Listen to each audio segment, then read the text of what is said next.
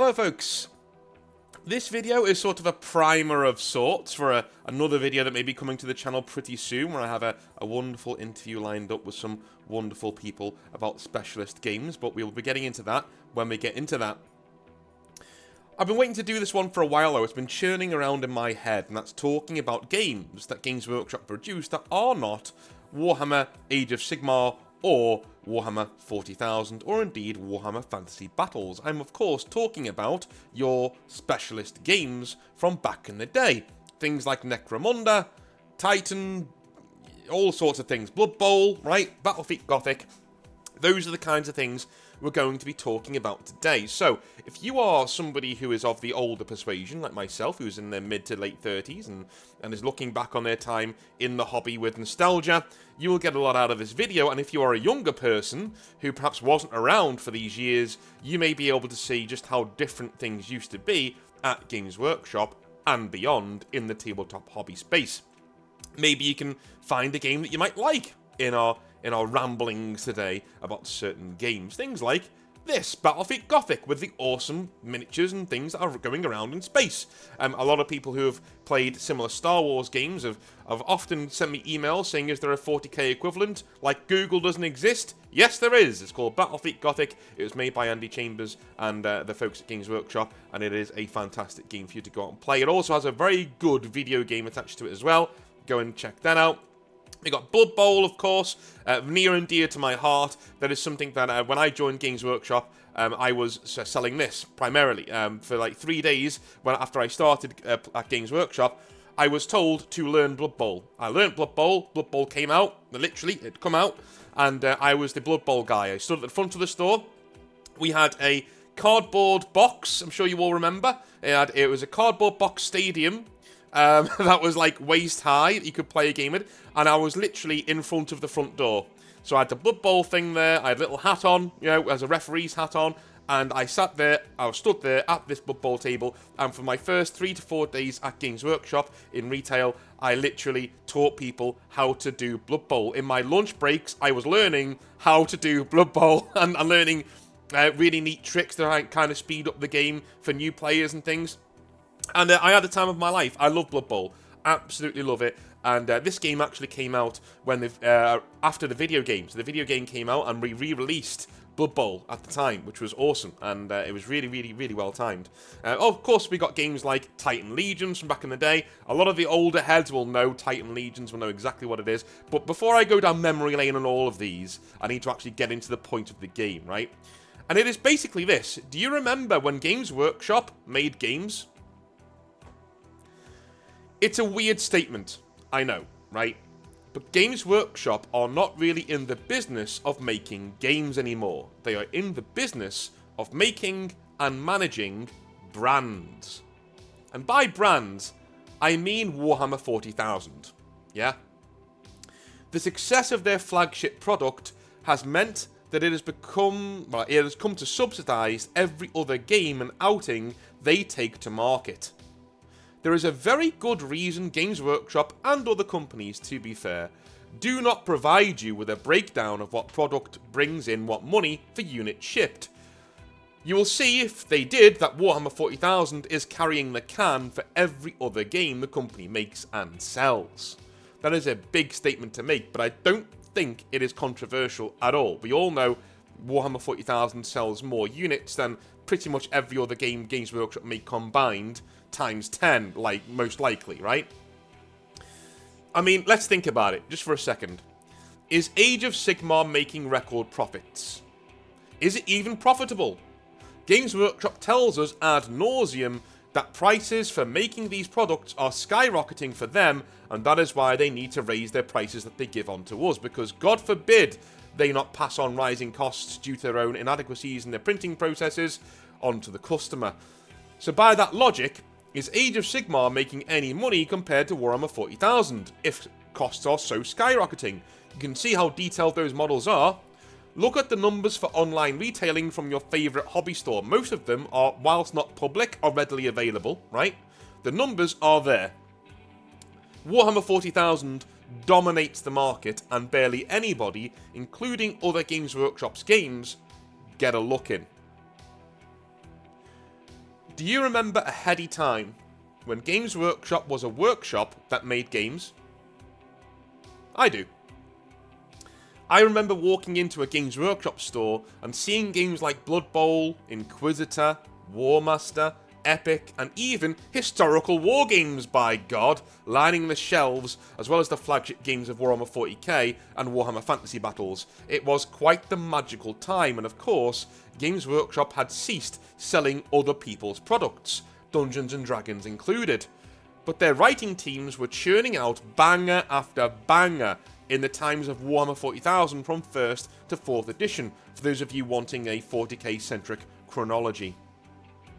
Battlefleet Gothic was the in thing at the time of my emergence into the hobby. It was the game.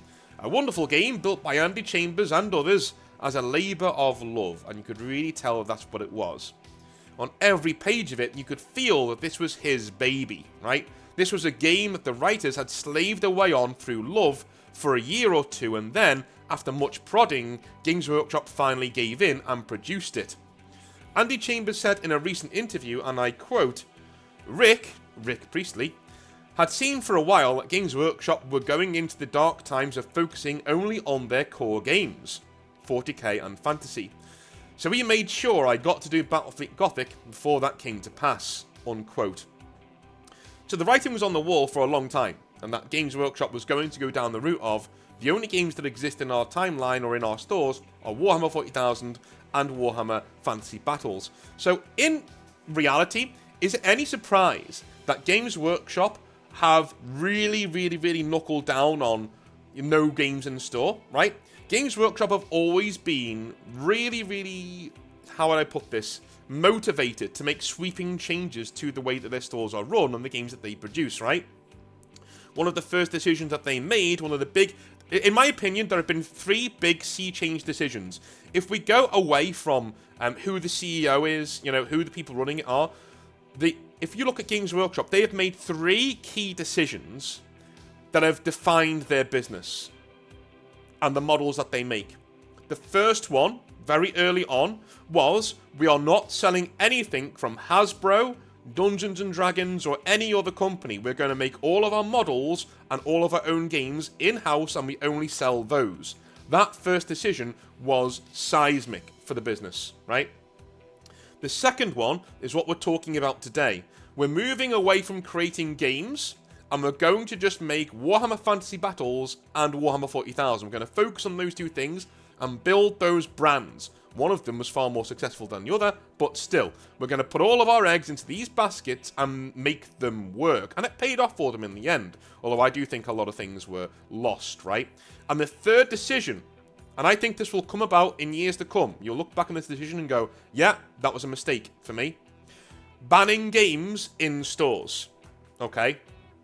In my opinion, they lost the workshop part of their name when they stopped making other games, and they lost the games part of their name when they stopped running games in their stores. Those are the 3 seismic decisions in Games Workshop's history that I believe will have defined them going forwards and will define them into the future and where they're going to go, success or otherwise. Seismic changes, right?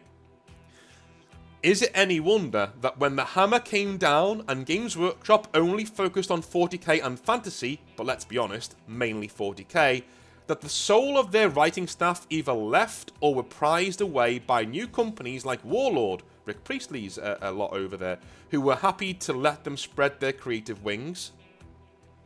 I understand the need to corral creative types, honestly, right? I have been on both sides of that relationship when management has to narrow down your ideas into something that is marketable and realistic to take to market.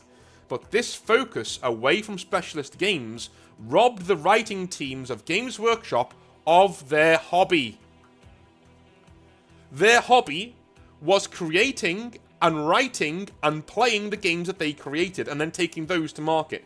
That's what was cool about their job. That's what they loved about their jobs. They got to create the games they wanted to create and then take those to market so other people could experience them. And for months on end, they got to go into work on their job and actually play the games they made to playtest them in campaigns and leagues and all sorts. You know? It took away their hobby. What do I mean by that? Well, again, Andy Chambers has a quote for us, right? And I quote, "Battlefleet Gothic was a last hurrah for us. We managed to get that, and I'm really glad we did. After that, we only seemed to talk about what was next for the Space Marines. I am not sure what has changed, or has not changed since, of course." Unquote. Right? You can see that the divulging away of ideas, the divulging away of, we're not running these games anymore, right? You can see the passion in their voices when they talk about, the old designers talk about Blood Bowl and the arguments that they used to have and the teams that they used to make. And Andy Chambers and Rick Priestley have spoken before about Necromunda, about how when they were making Necromunda, they would actually send threatening letters to each other. Like, literally, like, from one gang to the other, saying, "Oh, we're going to get this from you, They were role-playing. They were literally role-playing as gang members. It's really funny, right? But this was going on in the office, and what they were doing is they were partaking in the hobby, yes, but they were also getting into the spirit of what the game was. And when you know what the spirit of the game is, it's so much easier to write from a game design point of view, and that's what they were doing, right? They were going in, both feet, bang, I am now a gang leader in Necromunda, and this is the kind of game I want to make. That is why when you read games like Inquisitor, Necromunda, not Gorka Morka, because they all hated writing that, and they've gone on record saying that, and it's still a Gorka Morka, as a specialist game, was turned around in a couple of weeks, and it's still legendary at Games Workshop. I heard about that ad nauseum. I swear to God. Like, people in the studio, whenever you speak to one of them, they'd be like, "Yeah, that never happens again." Like, because that was hell. Like, the guys who were still there, and there was only one or two of them were like, "Oh yeah, Gorka Morka. Oh God, don't talk about Gorka Morka. I hated it." Right? But there were other games there. Almost every other specialist game, especially historical ones that Rick Priestley used to work on, things like that. All of these games had love and dedication and actual spirit put into them. Why? Because the game designers were playing and testing their games in the studio at all times. They were having fun. Another quote, and I quote, from Andy Chambers. "Each of these games that we did deserved and demanded more support. There is not an infinite amount of resources, though. In the end, the bean counters and economics people said that we would focus on the core games. I was told that Epic, a specialist game that we made, only sold 1 million copies, so they were cutting it short, as, and I quote, that was barely worth doing, unquote, unquote." Yeah? We see the actual motivation of Games Workshop to cut these games off of the knees. But what I don't think they realised that they did is that they sapped away the energy of their writing teams. And I will always champion game writers. I think game design is one of the best things you can do as a writer, because you're not just creating a book for people to read, you're creating a world for people to get invested in and for people to actually dive into and make, right? When George Martin writes a book, well, when he actually writes a book, but you know what I'm saying. When a fantasy author writes a book, when Brandon Sanderson writes a book, right? They're writing something for you to consume. Essentially, that's what you're doing. When I write a role-playing game, or Andy Chambers writes a battle game, or Rick Priestley overseas, or even writes a historical war game, they're inviting you to roleplay as a general, and they're giving you the tools to do that, and those tools need to be robust enough to stand up to the near-autistic need for nerds to break game systems. It is a very difficult thing to do, but it is also an extremely rewarding process. I swear to God, if you've ever tried to write a game, please do it, right? And take it to a bunch of your friends and say, here's a free game, can we play it and playtest it? When you see your friends standing there having fun with something that you wrote, dude, it is the best feeling in the world. And that is the feeling that these guys got every single day working the Games Workshop. They'd go into the studio, they'd write games, and they'd play them with their friends, their co-workers, and they'd have fun. And it came out in their writing. It dripped with atmosphere. It dripped with soul. Read those Necromunda books and tell me that the punk aesthetic of it doesn't just fly off the page. It does.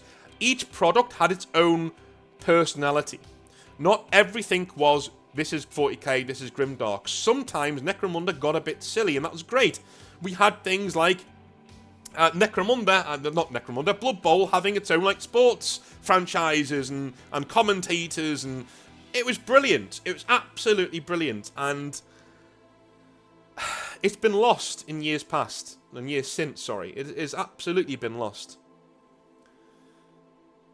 Back then, the studio played the games they created copiously, often running entire leagues and grand campaigns even away from the pages of White Dwarf. Now, these days, I have it in good authority that when you pick up a White Dwarf and you read it, that's cool, right? You see that there's some campaigns in there, but they're only very threadbare, and you very rarely get any context for what is in the hell is going on, right? Back in the day in White Dwarf, you would pick up a big, thick White Dwarf magazine, and you flick through it, and you get to a campaign stage, and they would tell you what's come before. Yeah? They tell you how they came up with the campaign, how to run the campaign, and what's come in the past. And now, let's get into this week's battle between Andy and Jez.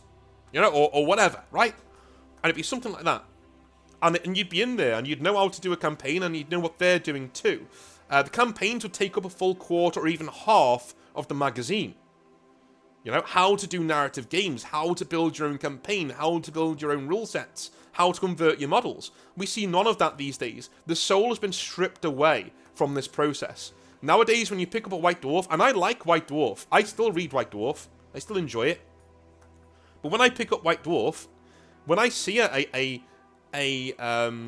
battle report or a campaign, like the Tale of Five Warlords and things, it's always skin deep. They just tell you what happened in the game, and it's told in a fun way in 2 or 3 pages, and then they're on to the next thing, right?